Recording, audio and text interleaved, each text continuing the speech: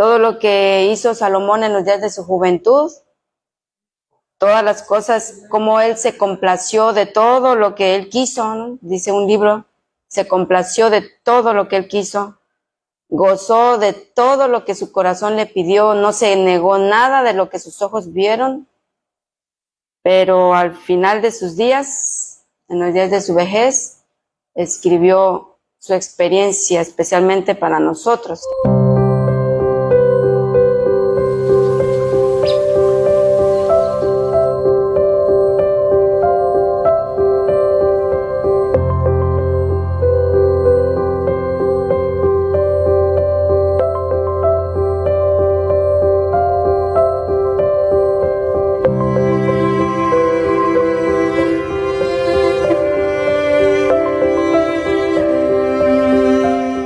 Vamos a abrir el libro de Primera de Reyes, porque aquí en Primera de Reyes nos relata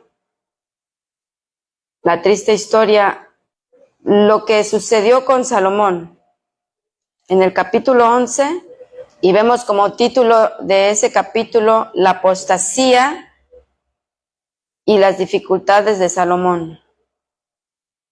Ya desde el primer verso vemos. Dice que el rey Salomón amó, además de la hija del faraón, a muchas mujeres extranjeras, las de Moab, las de Amón, las de Edom, las de Sidón y a las heteas, gente de las cuales Jehová había dicho a los hijos de Israel, no se lleguen a ellas, ni ellas se llegarán a vosotros, porque ciertamente harán inclinar vuestros corazones tras sus dioses. A estas pues se juntó Salomón con amor, y tuvo 700 mujeres que fueron reinas y 300 concubinas, y sus mujeres desviaron su corazón. Cuando Salomón era ya viejo, sus mujeres inclinaron su corazón tras dioses ajenos, y su corazón no era perfecto con Jehová su Dios, como el de su padre David. Pero dice en el verso 6, e hizo Salomón lo malo ante los ojos de Jehová, y no siguió cumpliendo su padre. Y podemos mirar la historia, como leímos el capítulo, ¿no? Apostasía de Salomón y dificultades de Salomón. Y en el verso 7 nos sigue diciendo que Salomón entonces edificó un lugar alto a Quemos, ídolo abominable de Moab, en el monte que está enfrente de Jerusalén. También edificó lugar alto a Moloc, ídolo abominable de los hijos de Amón. Así hizo para todas sus mujeres extranjeras, las cuales quemaban incienso y ofrecían sacrificios a sus dioses. Así hizo, dice. Todo lo que él hizo, hermanos, en el tiempo fue de su juventud. El espíritu de profecía dice que los que van subiendo la montaña, que es la juventud, hacen todo como quieren, pero aquellos que van descendiendo en la vejez, ya van hacia abajo, entonces alcanzan una madurez y se convierte en una voz de experiencia, ¿verdad? Los ancianos, una voz de experiencia. Y por eso vemos en los días de su vejez, al final de sus días, Salomón escribió un libro llamado libro Eclesiastés, y vamos a ir para allá. Es el libro que él escribió de Eclesiastés, hermanos, habla de toda la experiencia que él había pasado, todas sus experiencias, muchas experiencias, pero él había reflexionado sobre el significado de la vida. Y por eso el libro de Eclesiastés nos menciona muchas cosas muy interesantes, especialmente casi al final, un capítulo antes de terminar el libro de Eclesiastés, él le da consejos a los jóvenes, ¿verdad? Porque todo lo que él hizo, lo hizo en los días de su juventud. Cuando era viejo, vamos a leer también qué menciona el espíritu de profecía acerca de sus pensamientos que él tenía. Y bueno, dice Eclesiastés en el capítulo 2 del 10, no negué a mis ojos ninguna cosa que deseara. Todo lo que mis ojos deseó, todo lo probé. No le negó nada. Ni aparté mi corazón de placer alguno. Se complació en todo. Porque mi corazón gozó de todo mi trabajo y esa fue mi parte de toda mi faena. Miré yo luego todas las obras que habían hecho mis manos y el trabajo que tomé para hacerlas. Y he aquí, ¿qué vio que era? Todo era vanidad y todo aflicción de espíritu y sin provecho debajo del sol. Primero él menciona toda su experiencia, ¿verdad? Que no se negó nada, se complació en todo, pero dice que él vio después de todas esas obras que hicieron sus manos, que todo era vanidad y solamente aflicción de espíritu y sin provecho. Él relata su amarga experiencia que vivió y aprendió prácticamente, Eclesiastés aprendió lo vacía que es una vida que se dedica a buscar solamente las cosas terrenales, que son temporales, como dice el vanidades. ¿Por qué le dice vanidad? Cuando dice vanidad de vanidades, todo es vanidad.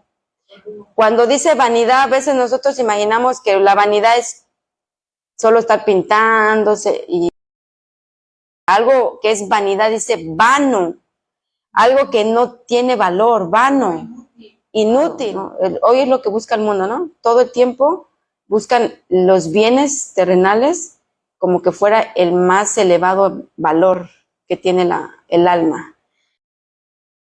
Libro Conflicto y Valor, hermanos, en la página 196, yo quisiera leerle lo que dice acerca de esto. Lo que le sucedió al pobre Salomón, después de todo el mal que él hizo, de todo el apartado que se hizo de Dios, pensamientos negros le acosaban día y noche. ¿Podía vivir en paz el hombre? Día y noche pensamientos negros, oscuros. Una vida sin gozo ni paz espiritual. Conoció a Dios, conoció el camino, gozó de los más altos dones especiales del cielo. Y al apartarse de su corazón tras todo eso, dice que su vida no tuvo gozo y también su espíritu no tuvo paz. Por eso Cristo dijo, mi paz os dejo, mi paz os doy, pero no como el mundo la da. O sea, de todo lo que él había gozado, de toda la luz que él había gozado, porque Dios le había dado mucha luz. Imagínense qué se podía esperar de su futuro, una persona que tenemos eso y al apartarse, ¿cómo no le va a acosar día y noche sus pensamientos, no? ¿Cómo no va a ser perturbado día y noche? Su aflicción de espíritu, etcétera. Por eso él dice aquí que todo es aflicción de espíritu. Sigue diciendo aquí, sin embargo, el Señor no lo abandonó. O sea, a pesar de haber apostatado, de haberse apartado, de haber hecho toda abominación que era delante de Dios, dice, sin embargo, el Señor no lo abandonó. No lo abandonó.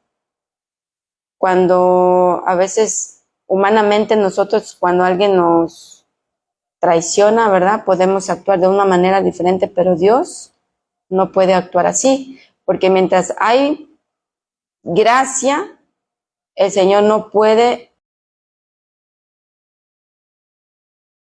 en contra de nosotros. El Señor no nos puede condenar mientras haya gracia. La condenación viene cuando la gracia se cierra, ¿no?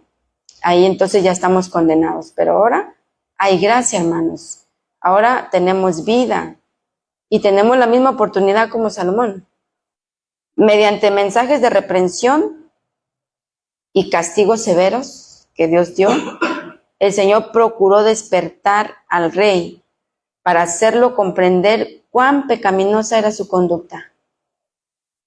El mal viene, no viene porque solito porque va a venir, sino el mal viene cuando se le busca, ¿no?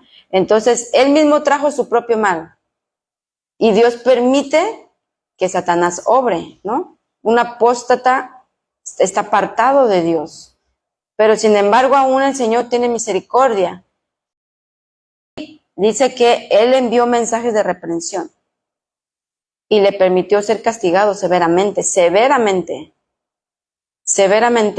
y procuró despertarlo, dice. ¿Para qué? Para hacerlo comprender su vida tan pecaminosa, cómo iba su conducta.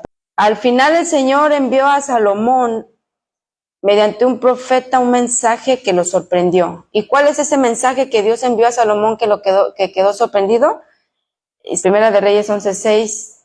E hizo Salomón lo malo ante los ojos de Jehová, y no siguió cumplidamente a Jehová como David su padre. Y se enojó Jehová contra Salomón, por cuanto su corazón se había apartado de Jehová, Dios de Israel, que se le había aparecido 2 veces. Y le había mandado acerca de esto, que no siguiese a dioses ajenos, mas él no guardó lo que le mandó Jehová. Ahí está ese mensaje que el Señor le envió a Salomón por último. Le dijo Jehová a Salomón: por cuanto ha habido esto en ti, y no has guardado mi pacto y mis estatutos que yo te mandé, romperé de ti el reino y lo entregaré a tu siervo. ¿Se cumplió esa palabra? ¿En cuánto quedó dividido el reino? 10 al norte y 2 al sur. Y las poquitas quedaron al sur, ¿no? En la página 196, conflicto y valor, hermano, acerca de esto, dice: Salomón, despertando como de un sueño al oír esta sentencia de juicio que fue pronunciada contra él y su casa, Salomón sintió los reproches de su conciencia. Cuando viene una amonestación a nuestra vida por medio de una predicación, porque aquí Dios envió a un profeta para darle ese mensaje a Salomón. Cuando de repente nos llega un mensaje, es una amonestación, y dice, cuando una amonestación nos llega, así como a él, despertando como de un sueño al escuchar la sentencia de juicio que se pronuncia contra él y su casa, sintió los reproches de su conciencia. Y cuando sintió eso, empezó a ver lo que verdaderamente significaba su locura. Despertó, vio y se dio cuenta que su locura hasta dónde lo había llevado. Se afligió en espíritu. Teniendo la mente y el cuerpo debilitados, ya estaba viejo, ya estaba anciano. Imagínense hasta cuánto Dios lo soportó, hermanos, toda su juventud. Ya viejo y anciano, el Señor seguía hablándole por amor, amonestándolo, porque dice la palabra del Señor que Él no quiere la muerte del impío, ¿verdad? Sino que todos se vuelvan al arrepentimiento. Eso es lo que el Señor buscaba de él, y también es lo que busca, con todos. Dice: afligido, teniendo su mente y cuerpo debilitados, cansado se apartó, y sediento de las cisternas rotas de la tierra, para beber nuevamente en la fuente de la vida. Eso es lo que le llama cisternas rotas de la tierra. Alcanza lo que quiere, pero sigue vacío, busca más, y entre más busca no se llena, no hay llenadero, hermanos. En las cosas terrenales busca, tiene, no se siente lleno, busca más, siempre está vacío. Entre más busca, más se pierde, entre más tiene, más quiere. Esos son, dice, cisternas rotas de la tierra. Y cuando viene la aflicción de espíritu, cuando viene, ¿qué es lo que quieren? Beber nuevamente la fuente de la vida. Porque ahí él dice: el que toma de esta agua no volverá a tener sed. Pero el que busca el agua de las cisternas rotas de la tierra, siempre tiene sed, hermanos, y nunca se sacia. Hermanos, lo que podemos ver, la vida de Salomón nos enseña una lección, especialmente que tiene sentido moral. O sea, la lección de su vida, su experiencia, que quedó plasmado en hojas como testimonio, es para nosotros una lección, pero debemos verlo con un sentido también moral, porque miren lo que dice la historia de Profetas y Reyes en las páginas 56, dice: el verdadero penitente no echa al olvido sus pecados pasados. O sea, no es de que ya pasó, me siento bien y aquí no pasa nada. El verdadero penitente no se despreocupa acerca de sus errores que cometió tan pronto cuando viene la paz.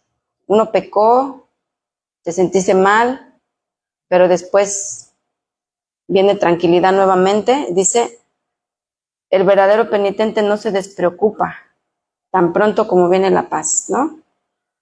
El verdadero penitente piensa en aquellos que fueron inducidos al mal por su conducta.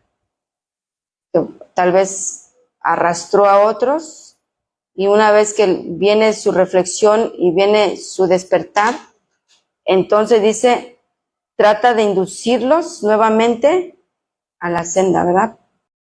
El libro de Eclesiastés en el capítulo 11, ya casi como dice al terminar, en el verso 9 le dice a los jóvenes, alégrate joven en tu juventud y tome placer tu corazón en los días de tu adolescencia y anda en los caminos de tu corazón y en la vista de tus ojos, pero sabe que sobre todas estas cosas te juzgará Dios. Porque él lo hacía, ¿no? ¿Qué hacía él?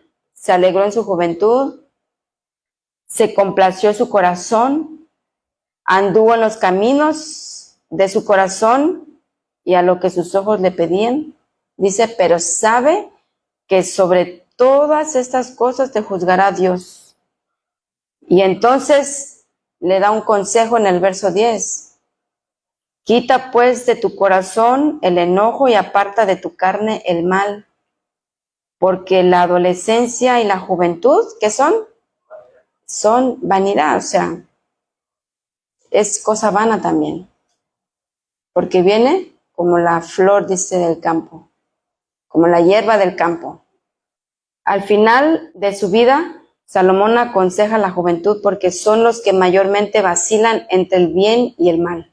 Habla a ellos porque vacilan entre los principios buenos que elevan su alma y entre la corriente del mal que los lleva a la ruina.